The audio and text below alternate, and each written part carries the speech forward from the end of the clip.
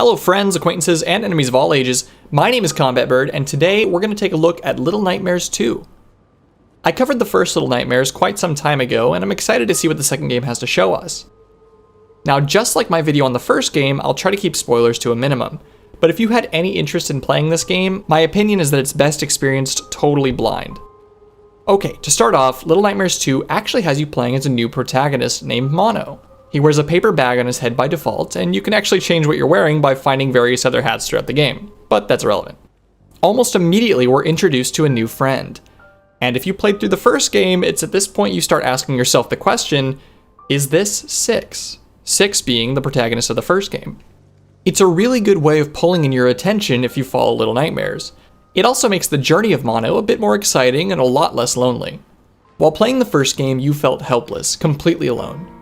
Having a friend along for the ride makes this godforsaken world a little less dark. And no, this isn't one of those games that turns the entire trip into an escort mission. Having a companion helps Mono move or lift things that he otherwise wouldn't be able to, as well as reach high places and that kind of stuff. The two of you work together to just kind of survive, moving forward with no real place in mind. It's one of the best aspects of the game though, and it builds on the same style that Little Nightmares 1 had. You see, this world is just kind of messed up and nowhere seems safe. Almost every single living thing you come into contact with is trying to kill you. It keeps you on your toes and you never truly know what to expect. Tarsier Studios clearly knew exactly what the fans enjoyed the most in Little Nightmares and really honed in on it. The various locations you go through are interesting and spooky. The atmosphere is absolutely fantastic, and most importantly, the enemies are terrifying. Once again, we have these creepy humanoid monsters that are incredibly unnerving and all completely different from each other.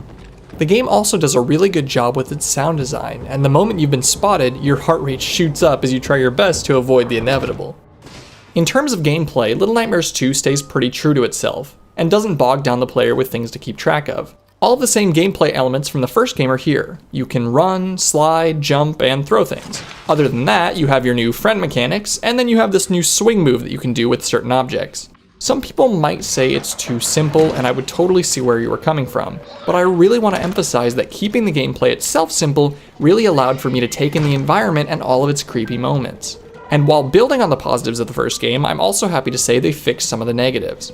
I had three main complaints I talked about in my review of Little Nightmares 1. Firstly, moving around the world could be a little confusing sometimes, and knowing where you were depth-wise was difficult. Second, the first game had a sort of gravitational pull that would lead you to items of interest. It also led me into my own death sometimes. And lastly, I had a few moments where I was killed in a kind of garbage way. Luckily, I didn't run into any of these problems with Little Nightmares 2. The game feels more polished, and you can tell that Tarsier Studios really nailed it with the enemies. One last thing I wanted to share was a really dumb moment I had. In this area, your goal is to get to that little battery thing up in the top right. I spent probably an hour trying to lure this guy into the right room so that I could basically run for it.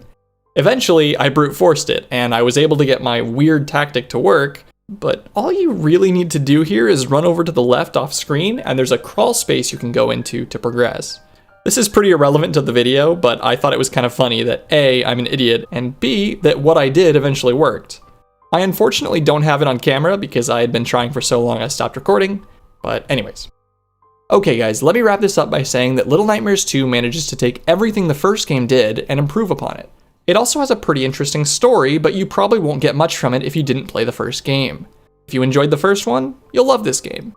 If, however, you didn't like the first one, or perhaps games of this nature, such as Limbo or Inside or so on, Little Nightmares 2 probably isn't going to change your mind.